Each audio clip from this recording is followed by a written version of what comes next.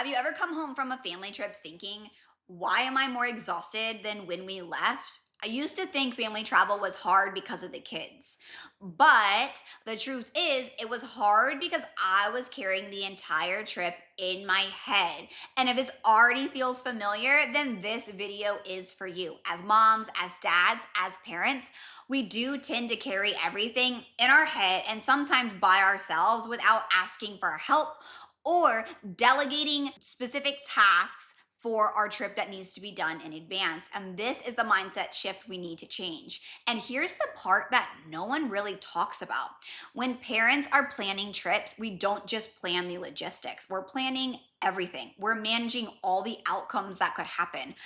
I was tackling meals and moods and naps and walking distances and safety and timing and budgets and packing all at once. And it is a lot, okay? It is a lot that goes into trip planning and itineraries. And you need to break this down step by step. And above all, parents aren't told, you're not taught how to do this. And that is so important, okay? So you're not alone and you're not doing it wrong. You just haven't really fully been taught how to do this in a better way and a better method. All that I was really trying to do was like enjoy the moment. And even though everything looked fine on the outside, my brain honestly never shut off while we were on vacation. I remember so many times that we were lying in bed at night on trips. I was physically exhausted, but my mind was just running. I was going over tomorrow. I was prepping. I was making sure my plans were intact. I was going over my Google Doc, making sure that everything was good in my timelines, okay? And I was replaying also the past day in my head, and I was wondering, okay, have I packed enough snacks for tomorrow? Do we have all the clothes for tomorrow? Do I have diapers and pull ups? Would dinner work? Can we make our reservation with all the things I have planned? Okay, this is just too much. It's overload.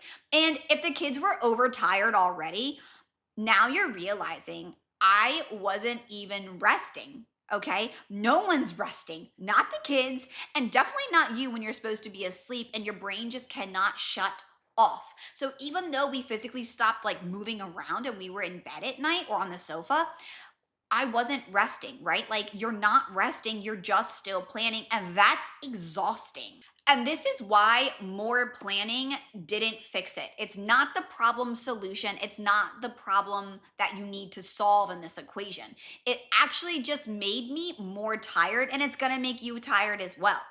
I used to think that the answer was like tightening up our plan, right? Like I have not allotted for something, like I have missed something.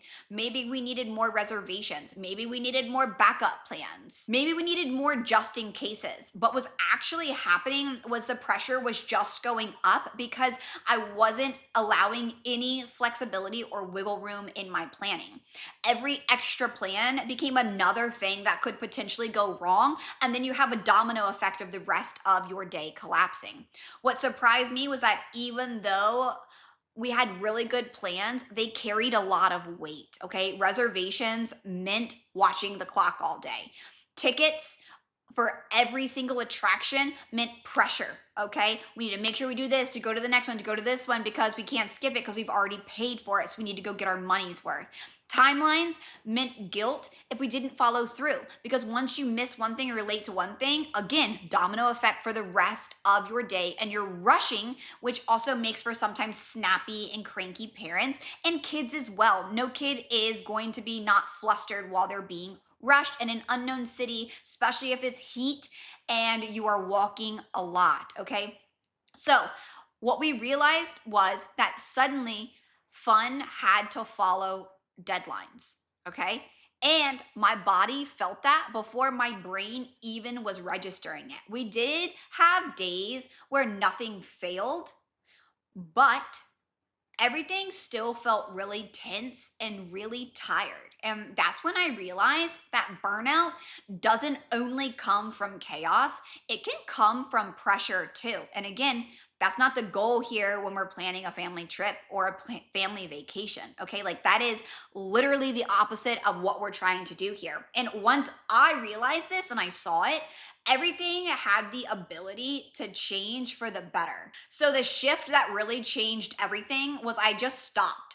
I stopped making every day worth it. Okay. I stopped planning trips like a highlight reel, the must see. We got to squeeze it all in. We're already here. Let's just go ahead and do this. Okay. And I started planning around regulation and what we needed. Okay. Not attractions. Okay. This wasn't a checklist of all my attractions that I needed to do anymore. So, what did this mean? This meant leaving early from things that we were doing and places that we were at, even when things were fine, because we didn't want to push it and have a meltdown because attentions were gone and we were getting hungry because we had so much fun we skipped lunch. Okay, does that make sense? Saying no to plans sometimes needs to be had and done.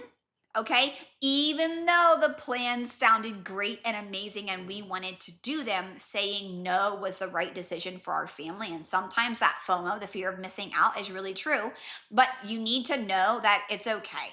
So you sometimes you do need to say no. You need to choose calm over completion of your day and of your checklist and all the things that you want to do on your vacation. So before, I was planning trips like proof, like as in like proof we made the most of it, right? But afterwards, I stopped and I planned trips like support. Like I was supporting our family's energy, I was supporting our family's mood, and most importantly, I was supporting our family's connection, okay? And again, before, I was measuring success by how much we saw. And afterwards, when I stopped, I started measuring success by how we felt at dinner. Just do a simple, quick dinner check in like, hey guys, what was your favorite today? What'd you like? Did anything not go as expected? Were you disappointed? How were you feeling? And at dinner is when you can really get a good feel for things. Okay. So do a quick family check in, but just know don't take it personal. It is leave your emotions aside and just do a quick check in. Okay. And even when it means skipping things that you are excited about, this is truly important. And honestly, that's really the tipping point of when our family trips started feeling lighter. But here's what burnout actually looks like when you're on a family trip. It can look like snapping over really, really small things. It can look like dreading dinner time. It can look like dreading the next attraction that you were initially excited about. It can look like feeling guilty for not enjoying your trip like you expected or you thought you would. Okay. And that's one of the biggest silent indicators is you're like, I was so excited. I was so happy to be here, but something's off. Something doesn't feel right. Okay. And that is the biggest quiet signal that that is what's going on. Okay. And it looks like thinking maybe we're just not travel people. Like we thought we were, but now we're here. Vibes off. Something's weird. We just must be better off at home. That's not true. And if you do the things I'm telling you, you will not feel this way.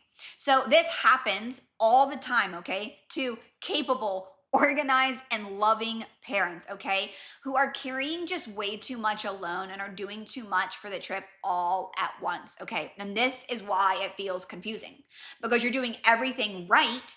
Okay, you're planning, you're thinking ahead, you are setting things up, okay, you're prepared, you're thoughtful, and you care. So when the vibe is still feeling super heavy, super overwhelming, and it's just not what you envisioned it to be, you assume that the problem is you and that you've done something wrong. And that is not true. We probably just have way too much planned, or we have planned the timings wrong or haven't allowed for a flex time, which is fine. We can pause and we can reevaluate this. And honestly, this is a really easy, simple fix that you can implement before the next time you travel and save the rest of your family travel trips instead of assuming travel's not for me. I'll just stay home next time. I don't want to do it again. And once you understand that, you can finally start planning around it instead of trying to just avoid traveling. So, what helped our family wasn't like more structure in our days and our itineraries and our trip planning.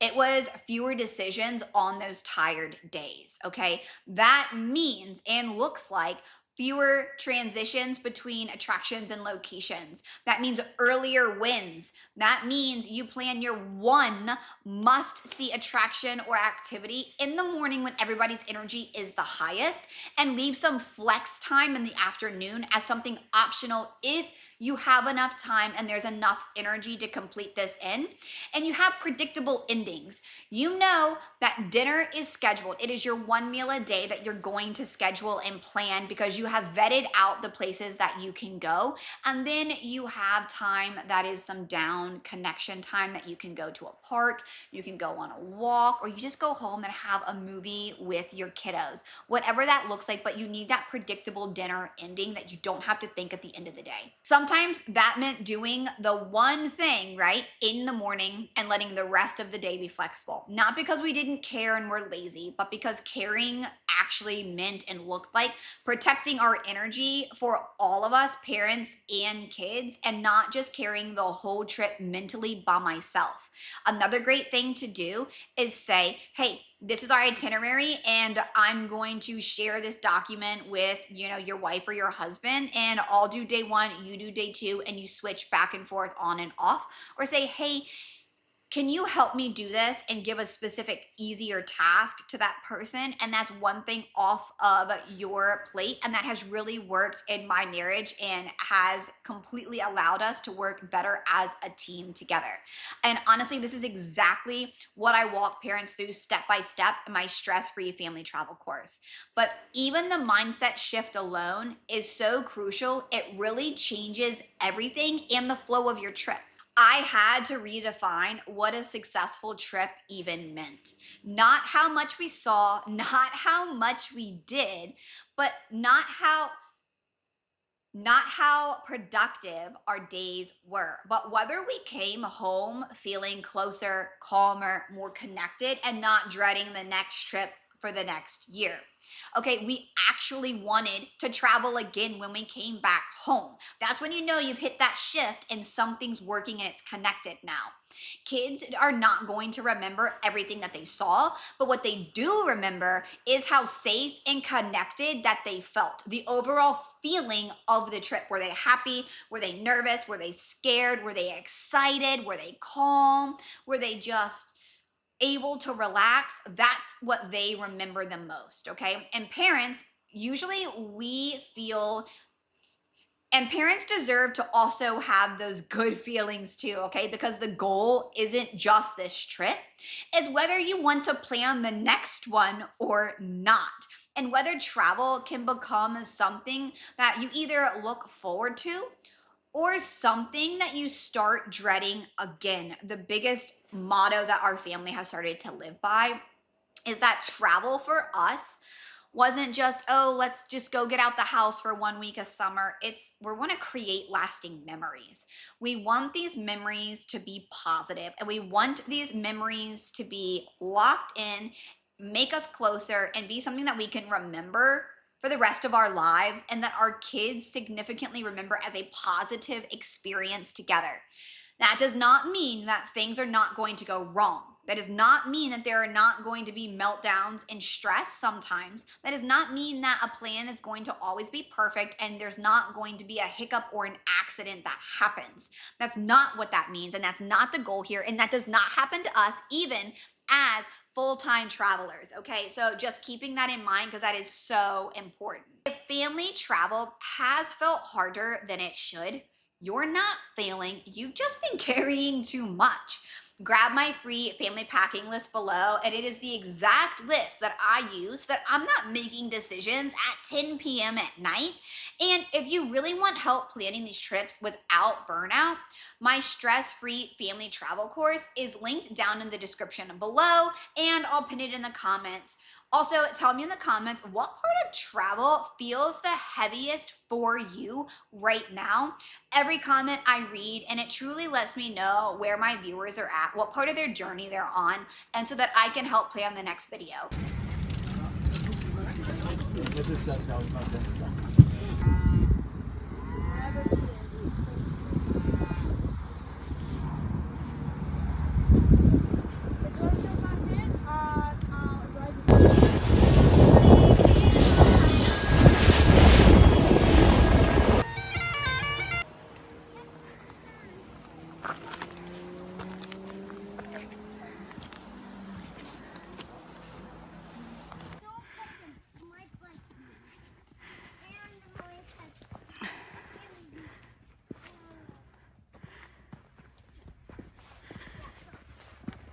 hiking in the forest. Well, it's not a forest.